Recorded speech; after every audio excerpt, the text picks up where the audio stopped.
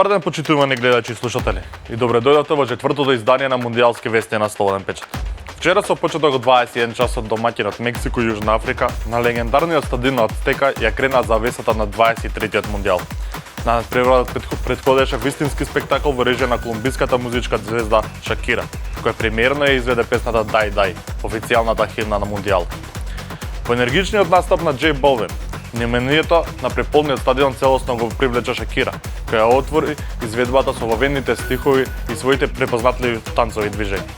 Набрзо потоа на сцената се придружи нигеријската музичка звезда Бурна Бой, а нивниот заеднички настап беше поздравен со воодушевување од публиката. Во текот на изведбата Шакира и низината танчарска група презентира впечатлива кореографија, додека Бурна Бой настапи со сопствен ансамбл. За Шакира, ова е четврто учество во музичката програма на светските првенства. Незината приказна започна во 2006 година на Мундијалот во Германија со специјална верзија на хитот Hips Don't Lie, наречена Бамбо. 4 години подоцна ја отпее легендарната Вака Вака, која и денес се смета за една од најпознатите фудбалски химни на сите времења.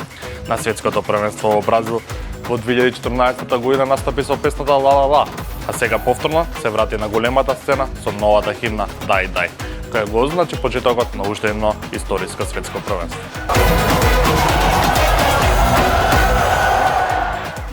На воведниот надпревар репрезентацијата на Мексико ја оправда фаворитската улога и го отвори светското првенство со победа над Јужна Африка со сигурни 2:0. Покрај двата гола на првиот мундијалски меч видовме одлична атмосфера, дури 3 црвени картони и многу нереализирани шанси. Ко домаќинот на планетарниот собир прикажа многу подобро издание од африканскиот ривал, а тоа се потврди по само 9 минути игра. Гостите направија голема грешка и му дозволија на Хулијан Киньонес да ја затресе мрежата. Имаше Мексико набрзо потоа уште 2-3 солидни прилики за нов гол, но останаа без реализација. Се закани Гутиерес од далечина, биеше и Раул Хименес, но резултатот не се промени до паузата. Јужна Африка го започна вториот дел со нова кардинална грешка пред 16-тникот, но мексиканците не успеа да го казнат. Налетот на домаќините беше очигледен и беше прашање на време кога ривалот повторно ќе капитулира. Се играше 49-та минута, кога Јаја Ситоле направи професионален фаул на работ на казнениот простор, пошто доби директен црвен картон. Мексико не успеа веднаш да ја удвои предност, но тоа му појде од рака кога искусниот Раул Хименес доби одлична топка од Роберто Алварадо, сместувајќи ја со глава топката во гостинската мрежа. Позитивата од 2 гола потоа му даде целосен комфор на домашниот тим, додека противникот мака мачеше да создаде барем некоја посериозна прилика на спротивната страна.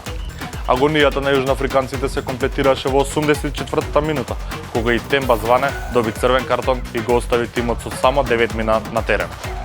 Истото му се случи и на мексиканецот Цезар Монтес во судиското надополнување. На крајот Мексико рутински го затвори мечот со конечни 2:0 и ги сочува силите за следниот предизвик во групата А, каде што ќе се соочи со селекцијата на Јужна Кореја. Младиот Гилберто Мора стана нов рекордер во историјата на мексиканскиот фудбал, откако се запиша како најмладиот фудбалер кој некогаш настапил за Мексико на една светско првенство. Супер талентираниот играч влезе во игра во 66-та минута од надпреварот против Јужна Африка во групната фаза на Мундијалот, заменувајќи го Алваро Фидалдо. Во моментот на својот настап Мора имаше само 17 години и 240 дена. Неговиот влез во игра означи историски момент за мексиканскиот фудбал, бидејќи беше соборен рекорд стар, речиси 1 век. Интересно е што само една минута по неговото појавување на теренот, Мексико постигне втор гол и дополнително ја потврди победата. Досегашниот рекорд го држеше легендарниот дефанзивец Мануел Росас. Тој дебитираше на светското првенство на возраст од 18 години и 88 дена за време на историскиот прв мундијал во Уругвај во 1930 година. Така по цели 96 години, едно од најстарите достигнувања во мексиканскиот фудбал конечно доби нов собственик. За многу мина Мора представува иднина на мексиканскиот фудбал и еден од најголемите таленти што земјата ги има произведен во последните години. Неговиот настап на најголемата светска сцена на толку млада возраст само ги потврда високите очекувања што ги има фудбалската јавност од него. Пред почетокот на надпреварот помеѓу Мексико и Јужна Африка беше забележена интересна новина во протоколот. Двете репрезентации излегува на теренот во сосема нов распоред, каде што сите играчи и стартерите резервите заедно отидоа на центарот на теренот. Комплетните представници на двете селекции се собраа околу знамето на својот тим. На овој начин сите играчи ги слушнаа химните на своите земји истовремено, што представува отстапување од претходната практика во која само првите 11 беа во фокус. Овој потек на организаторите и тимовите дополнително го нагласи единството и тимски дух, бидејќи стартирите и играчите од клупата беа подеднакво вклучени во церемонијата. Во 3 часот по средноевропско време, во Гвадалахара силите ги одмерија репрезентациите на Јужна Кореја и Чешка. Фудбалската репрезентација на Јужна Кореја победнички го започна настапот на светското првенство, откако во надпревар од првото коло во групата А ја се обвлада Чешка со 2:1 поголем пресврт. Херој на азијската селекција беше пранешниот фудбалер на Црвена звезда и денес член на Фейнорд Ин Бом Панг, кој постигна гол и забележа асистенција во триумфот на својот тим во Гвадалахара. Корејците беа подобриот противник во поголемиот дел од мечот. Играта на азијската репрезентација предводеше офанзивецот на европскиот шампион ПСЖ Кан Кин Ли, а уште во првото полувреме неколку мина се закани Сон Хјон Мин и неговите соиграчи. Сепак први до гол стигна честите. Во 59-та минута по долго уфрлање од аут на Владимир Цоуфал, капитенот Владислав Крејчи с удар со глава ја затресе мрежата за водство од 1:0. Јужна Кореја не се предаде и 10 минути подоцна стигна до израмнување. Кан Кин Ли одлично го пронеде Хванг во 16-тникот, а пронешниот играч на Црвена звезда мајсторски се ослободи од чуварот и погоди за 1:1. Комплетниот пресврт пристигна во 80-та минута.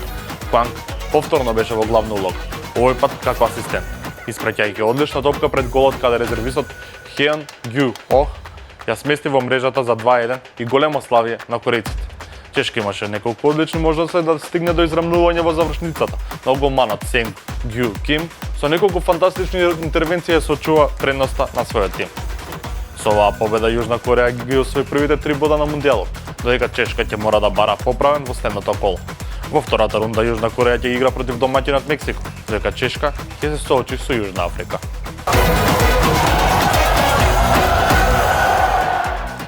Репрезентациите на Босна и Херцеговина и Канада вечерова 21 часот ќе ги одмерат силите на стадионот во Торонто, во надпревар од првото коло во групата Б на светското првенство. За двете селекции ова ќе биде исклучително важен меч во битката за место во нокаут фазата, а особено за домаќинот Канада, кој пред својата публика ќе го отвори мондијалскиот настап. За Босна и Херцеговина ова е само втор настап на мондијалите. По дебютот во 2014 година, а змејовите ќе се обидат да ја запишат и првата победа на светските шампионати. Предводени од искусни фудбалери со голема мотивација, босанците веруваат дека можат да придадат изненадување. Но од друга страна е Канада, која го игра својот трет мундијал и доаѓа со генерација што во последните години бележи континуиран напредок. Канаѓаните располагаат со брз и технички поткован состав и важат за благ фаворит во пресметката. Очекувањата се за израмнет надпревар во кој нујанси ќе решават, а победникот би можел значително да си ги зголеми шансите за пласман во следната фаза од надпреварувањето. Од 3 часот по македонско време ќе се соочат Соединените Американски држави и Парагвај во надпревар од првото коло на светското првенство.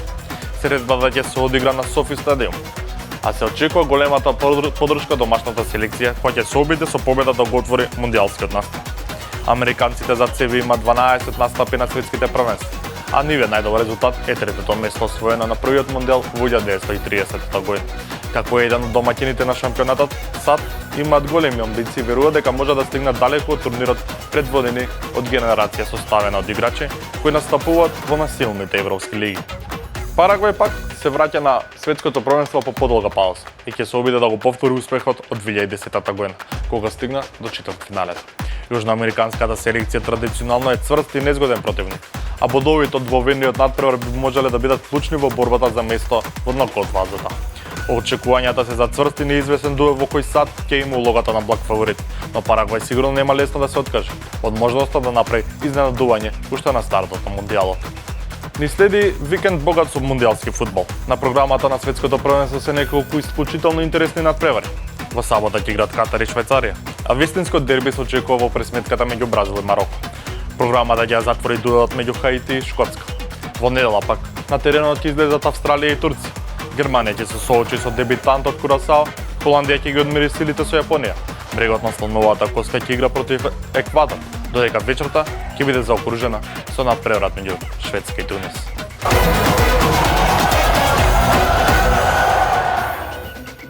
Тоа беше се во најновото издание на Мондијалски вести. Следете на и во наредните денови за најновите информации од светското првенство. Поздрав!